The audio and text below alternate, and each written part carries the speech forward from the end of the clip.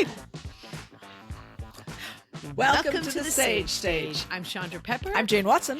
And in this episode, we talk about vaginas. And then authenticity. Being yourself. Yay. Have fun. Yeah, it was almost maybe.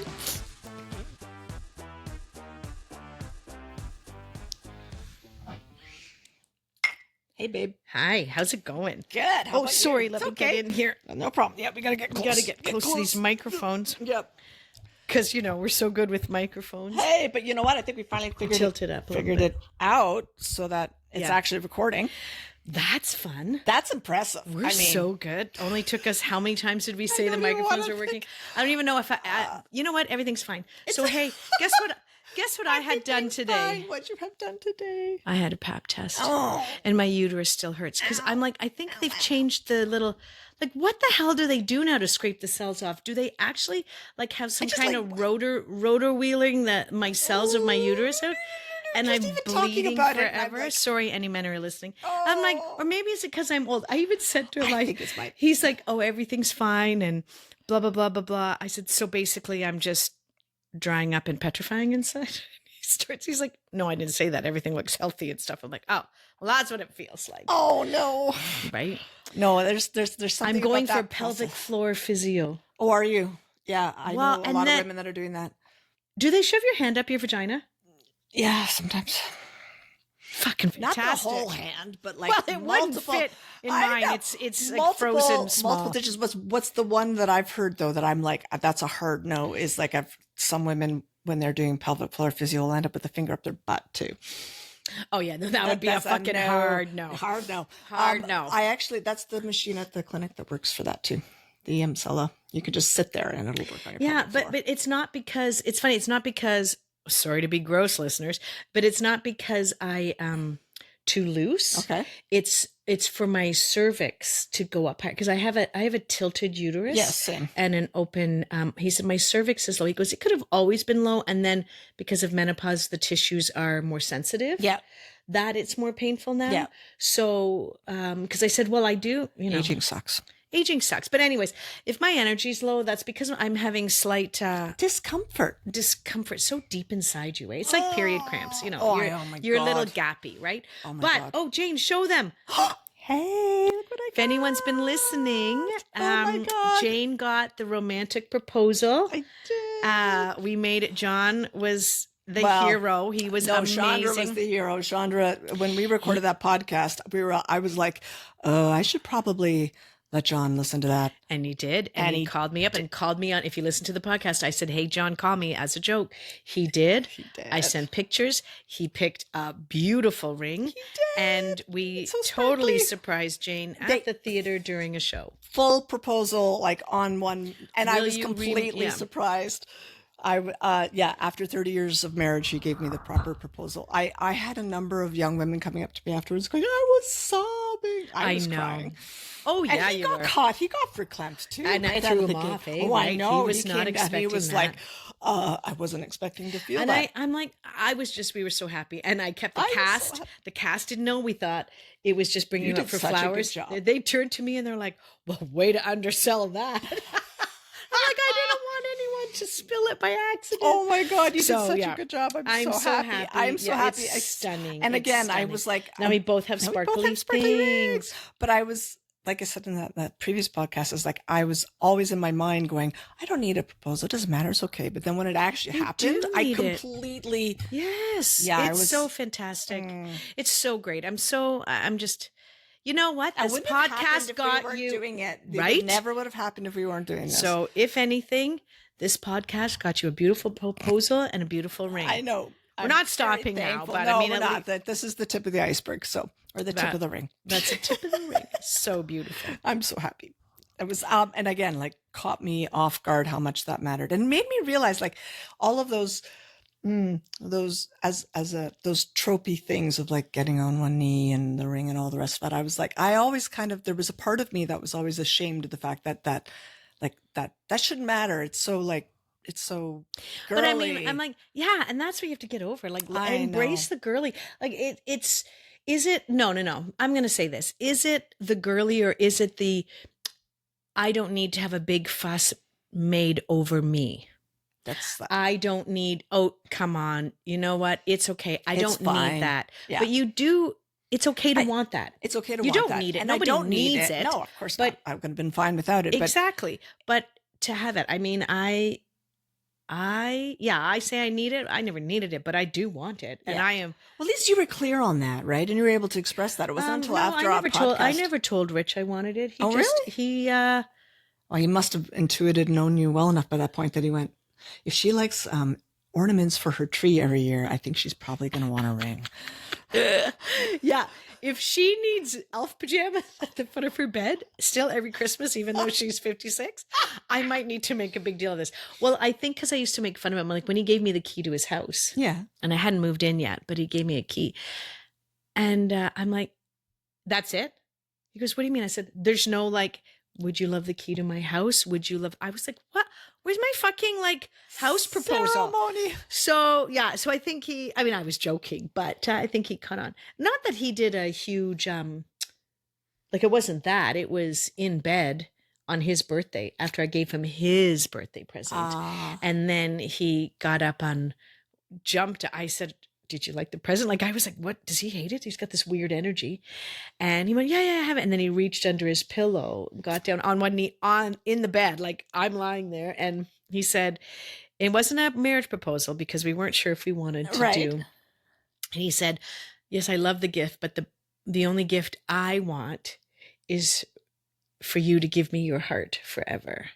And of course I cried and I got a beautiful ring. And yeah, so to me, that was amazing. That's pretty amazing. So amazing. That's pretty amazing. Yeah. Yeah. And John did it right. Oh, it's funny though. He was like still, I think it surprised him too. I think we're both a little too pragmatic for our own good. So I think it was good for both of you. Yes. And thank you, because it wouldn't have happened without you. I think it wouldn't have happened without this. I mean, I didn't make it happen. No. This was one thing, but you actually were instrumental. He was sending her pictures of the ring. Come on. He sent me pictures. And I like this one too. And I said, yeah, that's a perfect one. Because I'd sent him one, but it wasn't that one. It's stunning. I said, yeah, it is perfect. Hey. And I even had my rings done and I didn't know. So my rings, my fingers, my nails, which I never used to do either because I was like, that's too girly. No. And now I'm like embracing all the girly things have to love without the it girly being thing. girly. It's like, no, it's about self-love. That's what this is about. Self-love. And then what we wanted to talk about today. We're going to, because we're having I don't know when this airs, when this one will drop, but I think we might be into the year of the horse by the time. But yeah, fire horse. As we're speaking, we're shedding still more snake skin, and I'm having a huge, I'm just all of a sudden the past 2 days, and the snow moon, the full moon. I'm like, everything full is kind moon of also on the evening of a show. Sunday. It was Sunday night. So from Saturday night to Sunday, it was just been this whole, like that 24 hours. It's gorgeous. It's been incredible. But that was also 8 days of straight performance in the theater and with an audience for the last 5. She killed it, by the way. She killed it. And the audiences are loving it, which is fantastic. Yes, they are. But talk about exhaustion. Yeah. And so I read this. It was day 196. So we're talking about The Pivot Year by Brianna Wiest. I think it's Wiest, yeah, i.e. Brianna Wiest. I know we've talked about it before, and this was the impetus. This is the one that we were both talking about today. So this is, it was a couple days ago, but we came in and we went, do you remember this one? So I'm going to read it. And we're just going to talk about it. Just read it. Okay. It takes a lot of heart to be who you are. It takes a lot of courage to show your truest self to the world and be okay with it not being received by everyone, with not being seen. It takes a lot of self-trust to stop adapting to tides that come and go, but to stand firmly in who you know you are. It takes a lot, and it matters a lot, because our self-concept is the foundation of every single experience you have while alive. It is the filter through which you come to know it all. When you are firm within your truth, you may lose some approval, but what will you gain? That is immeasurable, infinite. That is what it has always been about. I totally see like us as two way old ladies still shaking our ass on the dance floor because like that's like that's my essential self is that. And it's like people will judge me and look at me and go, my God. And I'll be like, you know what? I'm fucking happy. And I'm wildly imperfect and you know all the rest of it. And that's great. See, in those regards, I don't care about that. Like I've always Where is been it most challenging for you to say your essential self? It's the most challenging is for me to be just me and not the me I think people need me to be. Yep. And that's the crux of it right and there. It's exhausting to always be on, or I got to show a good face because people expect me to be this way, or people to be this way or this way. And sometimes I just want to say, you know what, can you all leave me alone? I just don't want to talk to anybody. But one, I was brought up that's rude. And it kind of is, especially if you're in a social situation. If you're honest, though, with yourself, I'm not good at that. Rude. That's maybe the core of it there is like being honest with yourself. That's it. Being honest with yourself in the moment going, you know what? I'm in a room full of people and I don't want to be. And having the courage to go, sorry, this has nothing to do with you. I just need to be alone. Yeah. And it's funny and being okay with that. Yeah. I guess I'm not comfortable saying stuff. So it always comes out a little bit more abruptly or with a huge apology at first. Yes, because I don't know how to say it respectfully. Like if I'm not in the moment, I would say, well, blah, blah, blah, blah, blah. And you would say, I'm sorry, I can't really do this right now. But in the moment, I can't say it like that. That's the thing worth unpacking. Right? Like that's in the moment when you feel it, that moment, the impetus comes going like, I'm uncomfortable. I'm not doing what I want to do right now. I'm not in a situation where I feel comfortable. And you're feeling it, instead of having the impulse to honor that and go, I to be the most authentic to myself, as long as it's obviously not like hurting somebody by withdrawing, in a situation like where you're in a show, for example, and you're like, I don't really feel it tonight. I'm just going to go. Like, no, that's. Could you imagine? Yes, I can. Sorry, Jane, I don't want to be. Actually, I do imagine people doing that. I do. I think they check out. They may not perform very well or whatever. They're like, I'm just not in it. It's like, no. When you're a performer, like, and it's, if you have a job, you have to do that. You have responsibilities, exactly. But I think what's interesting is when it comes to being a parent, like there was plenty of moments with my kids where I was like, you did not want to be there. Yeah, I'd be like, God, I love you, but I am just like, I am done like dinner. Done. Yeah. And it has nothing to do with you. I just need to sit here for a bit, and can you just wait, and that was the hardest thing for me is I plowed through a lot of times, but as they got older, I recognized that it was actually better for me to be honest with where I was in that moment in time. And it was embarrassing sometimes. Ahead of me on that. I admired the fact that you were able to go, I can't really do that right now. Yeah. And you don't do it with any sort of, trying to make the other person feel guilty reason you're doing it, or you don't make excuses. You're just it's that's the just thing I'm really getting better at. Is you like are so good at that. So many emails I used to start with, I'm sorry this is late, or this is what's happened. Like here's this minuscule excuse for this, that. I'm like, fuck all that. I'm not really apologizing. They don't care, and I don't need to apologize. No. Here's what I'm doing now, and deliver. Right? That's it. Do it, baby. Yeah. Yeah, and I'm. So I read that. I guess I read that on Sunday morning before the show. Did the show? It hit. But then I did the show, and I was on, and blah blah blah. And it's end of a very long week, and all that. And then the full moon, and then yesterday. God. But I have really been sitting in, and this is something Candy and I were talking about. It's who you actually are. Who are you actually? Yeah. And I have come up with who I am. And it's got to be descriptive words that when you say, I am this and this, it brings you joy. Doesn't make you anxious. Doesn't go, well, I that's not what I want to be. Like, who are you? Who are you at your most authentic and truest self? So your oversoul, like when we talk about that. And I came up with them, and and now I'm just learning to sit in it stay centered until in it becomes second nature. Right. Exactly. Because So- we became second nature to push it aside and push it down because it Yeah. wasn't serving Because the or it situation. sounded too, especially from it sounded too Too out there. well, yeah, too out there and too, who do you think you are to Right. say you are that? Oh but my that's gosh, yes. but Oh my that's gosh, yes. I know who I am. I know at the core who I am, and now I'm just gonna sit in it. Yeah. I know it And exactly. that takes way more work than I think we realize because we spend, especially as women, we spend so much time trying to be seen a certain way. Yes. And to be appearing to be, helpful and kind and courteous and, good spirited and loving and Yeah. all the rest of those things. And because, when we get competitive, and I'm overgeneralizing here, but we get labeled as being aggressive as Yes. opposed to, I remember I went into a Pushy, meeting. bitchy. Pushy. Yeah. I remember going into a meeting once when I first started my company but the company I was a part of. And I had a meeting with a guy about some marketing. I needed to rebuild the website. I had a whole marketing plan. I had this whole thing. And I remember I went into that meeting and I just went, and he after a couple of minutes of introduction, he goes, so what do you want? And I went, this is what I want. And I was and I was like, wow. And I was like, gave this whole presentation. Like, this is what I want. I want this numbers by this point in third year. I want to be these metrics and this, and this is my goal and the targets and And I'm like, can you do that? And he's like, I don't think we're the company for you. Right out of the gate. I'm just like, oh wow. And I was just like, whoa. And I think it was in that moment when I walked out, I went, oh, it's because I came on too strong. I came on too strong. And it was like, you're making me uncomfortable. And I'm like, I think Ooh, how dare you, Jane? I know. I can, right? what? I hate that. I don't. And the thing is, so what I do, I tamped it all down.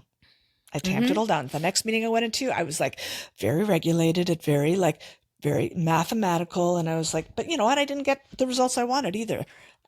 So I was like, I don't want to try and fit into someone else's expectation of what they think I should do. Yeah. I'm like, if I'm this big and it makes you uncomfortable, that's a you problem. That's not a me problem. I'm not a me problem. You're not being rude. You're not being disrespectful. I'm not screaming at them. You're I'm not just yelling at them. I'm enthusiastic. I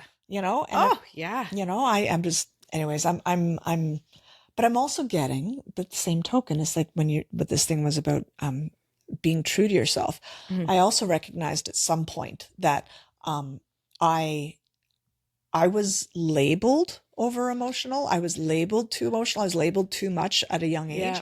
And so there was a part of me that also too talkative. Chandra, oh, you're just so chatty. Oh, Chandra, you never stop. You're always so blah, blah, blah. Yeah. And then they expect it though.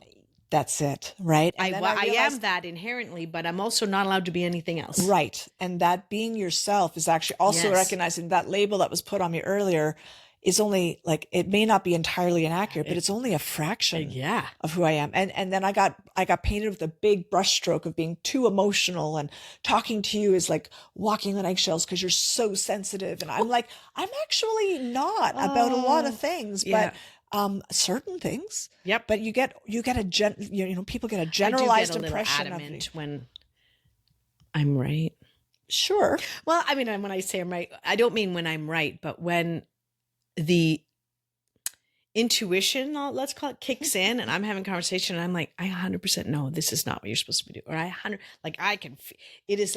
And I'm like trying so hard to, who am I to say this is not for you? But at the same time, I want to go, this is not for you. Don't do this. I know it sounds right, but you do, like. Yeah, I know. But who are you serving in that moment? When you pull it back, when you don't actually speak your truth. Who am I serving? I guess if I think I'm going, well, they don't want to hear that right now, or so you're living in their heads. You're assuming what they want to know is not what you would say. Their feelings. Exactly. And honestly, but again, if I had someone tell me you're not going to hurt before their I was, before I got married, that this is not the man for you and you should not be doing it, I wouldn't have listened to them. I was so head over heels in that moment. Yeah.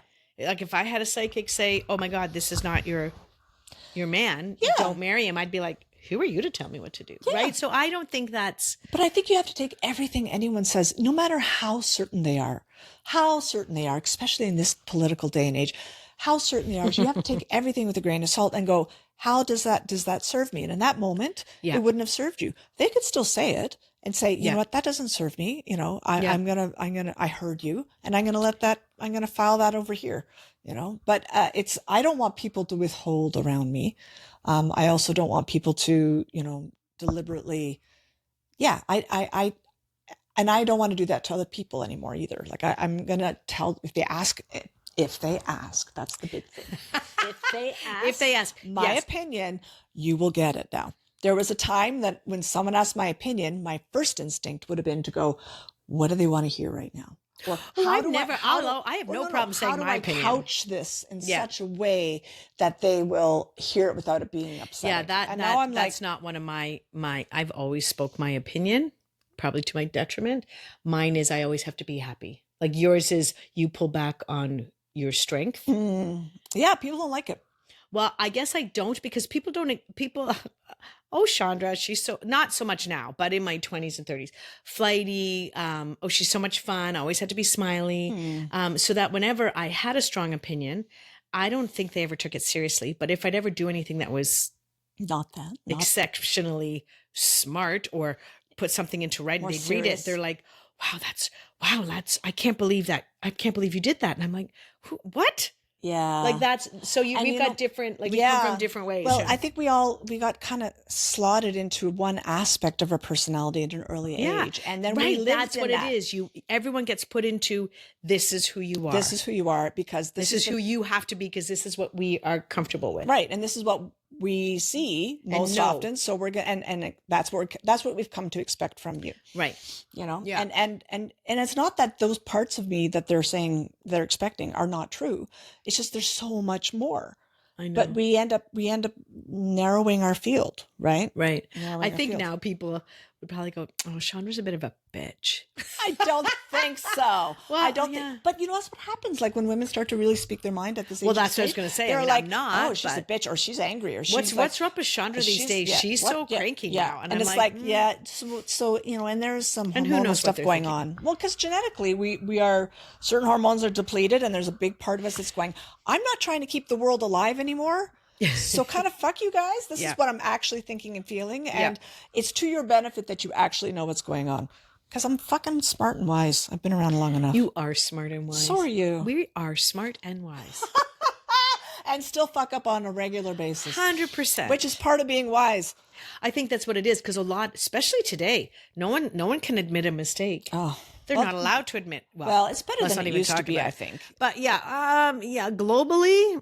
No. You're right. But within personal, circles, I think about the Brené Brown revolution of vulnerability and accepting the fact that, you know, making mistakes is part of the deal, and that's actually a strength and a vulnerability to go, I made a mistake. I'm acknowledging, I recognize it. I'm accepting the consequences, and I'm going to move on, as opposed to pretending it never happened, which is way corporations worked for generations.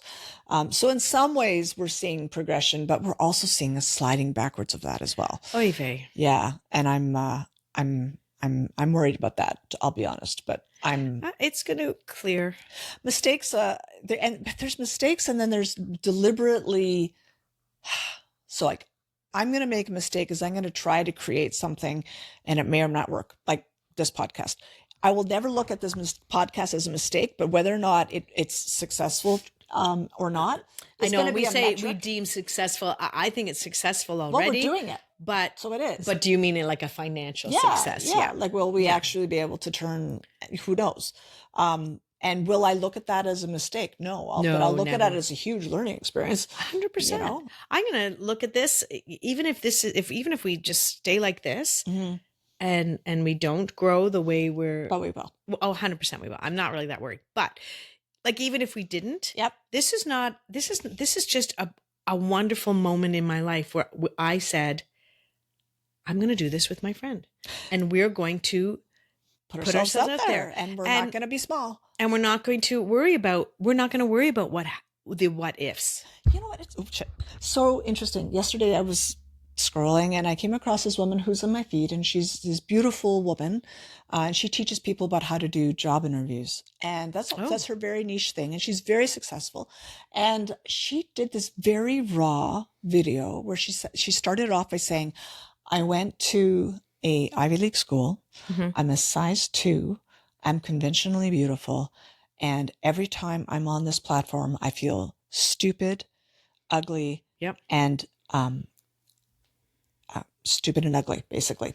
And she said, I can hear that. I can feel that. Yeah. And she's not even revealing herself like we are. She's just talking about job interviews. And she goes, I just need you all to know out there how hard it is to show up and do this, just to create content and put it out there, because this workplace is toxic as hell. And she goes, and its irony is not lost on me that I teach you how to avoid toxic workplaces.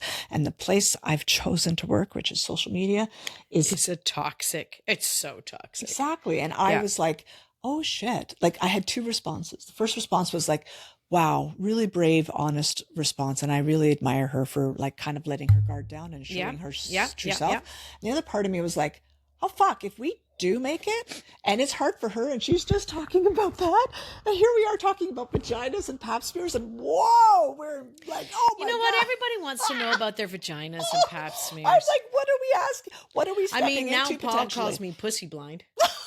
That's my new name. For context, there was a social media post where your favorite line of the show. And the closed caption, because I had to have a German accent. And pussy blind. Closed caption came out, pussy blind. And Louise didn't catch it. And then she was so upset, she thought she would upset me. I think it's hilarious. I think it's the best part. Yeah. Pussy blind. Apart from Paul's. I. What's your favorite line? I. But yes, so that's hilarious. But that's a reason alone to come see the show if you haven't. Oh no, this. If you don't like it, then if you don't like talking about vaginas, then obviously you're going to listen to a different podcast, and that's okay. And that's okay. That's okay. But you know what? It's I had someone else come to me recently who was listening to this, another young woman, and I was just like, wow, different than the ones we already know about. Yeah, wow. And I was just like, one of John's friends, one of the Germans. Oh yeah. Listened to it, and he wrote a comment underneath one. Oh, did he? Yeah. Oh my goodness. Yeah. I'll have to check it out. But that for me, it's like that's enough. That's enough to keep going. I have always wanted to just live my life in a way that once I pass, if I have helped one person, if there is one, if there, like, that's where I'm like, I just want to make sure I leave 1, 2. Okay. 5,000 people better than... I'm going to challenge you for a second. Okay. That's making it about them. Leave me alone. Your life. Jane, shut up. Maybe it's not about them. But I want to do that. But then my acceptance is that I have to know that I have done that and I can do that. And I can do it on a bigger scale instead of this tiny scale. Sure. Because that's where I stop. So it's so funny because my thing at the end of my life is that I don't want to have any regrets that I didn't try something. I didn't do something. I was too scared to do something. I would like to not do that. I don't want to have regrets. Except bungee jumping. I'm never trying that. That's fine. That wasn't on your list. That was on my list. So I did it. And I'm glad I did it. And it was fucking awesome. I'm a bit of a thrill junkie though. And I recognize that. So it's fine. But I've done most of the thrill junkie things I want to do. I'm also at an age and stage where I don't think I'm going to do that to my body again.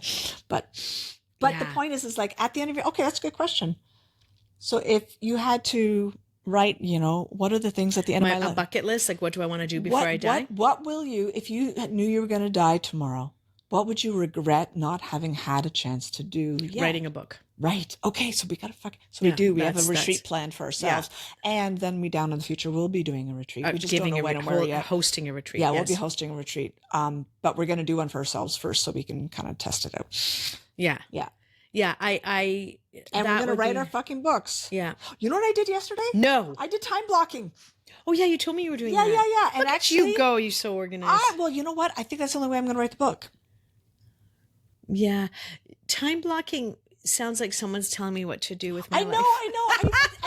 And I really hate it. I have to tell you. So how do you do it without making you feel like you're being hustle forced? bro, right? Like hustle bro culture.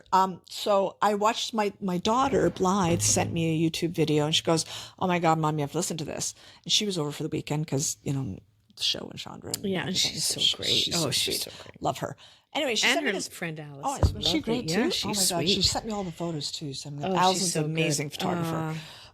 She's going to be big. Anyways, she sent me this video, and it's this dude, and he's like a young man, and he's like a college professor, and he's like, okay, so here's the deal, folks. I am a creative and I have all of these hobbies. The title of the video is, how do you do all the things you want to do when you have so many different things you want? I know, right? Oh my God, what does he do? Well, this time blocking. Oh. Yeah, I know. But here's the thing. He said hearing it from him was way different than hearing it from some productivity guru, like right? Some college professor, business, and this college, is how, yeah. You know, like, so he was like, okay, listen, I am a creative and I have a job and I have all these interests. And he gave like 4 or 5 strategies, right? And one of the strategies, only one of them, was time blocking. But that was after you sit down with yourself. And I did this, Blythe and I both did this. We sit down and we wrote down all the hobbies that we want to do in our lifetime. You know, at least right now, all the things like I had on there. I'd like to learn how to play ukulele. I would like to be a really good gardener and grow my own vegetables. I'd like to learn how to paint. All the things that I'm not really doing, but I keep thinking about in my mind going, okay, trying to keep it all juggling. And he said, okay, now you're going to take 4 of them max, and you're going to actively delay whatever are the ones that are not in your top 4. And for the next year, you're going to give yourself permission to do those 4 things. And then he said, put in your things that are non-negotiable in your calendar. Right. And then around them, you're going to block an hour, time block. So for me, I time blocked in the podcast. Right. I time blocked time for the Substack. I time blocked time for making notes for the Substack. I time blocked marketing for our podcast. I time blocked things. That's what I would have the business part of exactly what I need to push. Yeah. Exactly. And I time blocked writing the book.